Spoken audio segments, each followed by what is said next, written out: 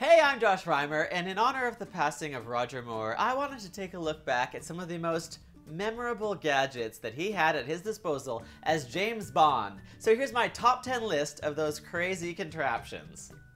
Rainy weather was never as dangerous as it was in For Your Eyes Only, because if you were given this umbrella, it would pop out spikes and close itself on you. Those Iron Curtain commies didn't stand a chance against this Western marvel.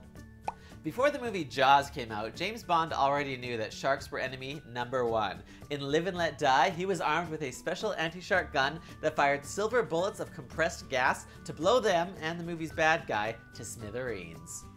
Long before the little spy cameras that we had today, James Bond had one small enough to fit into a ring on his finger in A View to a Kill. Unfortunately, since it wasn't digital, it made noise when it took a picture. Not so inconspicuous that way. In Moonraker, 007 was kinda like Spider-Man with a gun, using this little device up his sleeve to fight his battles in outer space. I mean, why shoot spiderwebs out of your wrist when you could shoot bullets out of it?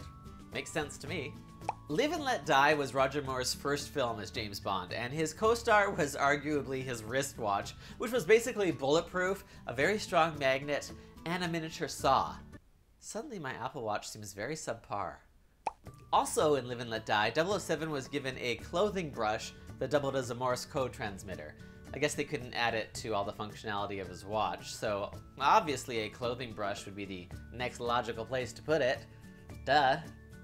In The Spy Who Loved Me, 007 drove around in a car that also could turn into a submarine, just in case it was needed. Which ironically it was! It even shot missiles straight up in case there were any helicopters. Which there were!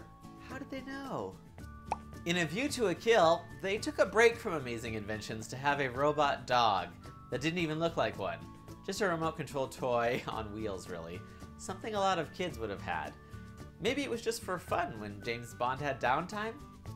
In 1979, a good Secret Service agent surely was also a smoker, so this cigarette case that doubled as a safe opener in Moonraker was a must-have for any serious spy.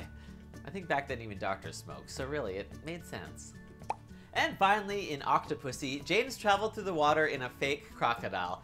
Unfortunately, instead of eye holes, he apparently had to open the mouth right up to see out, which you might think would defeat the purpose, but then you'd be thinking too much.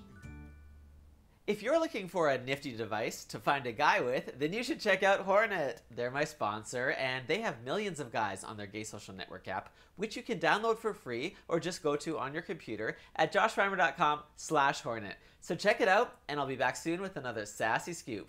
Bye!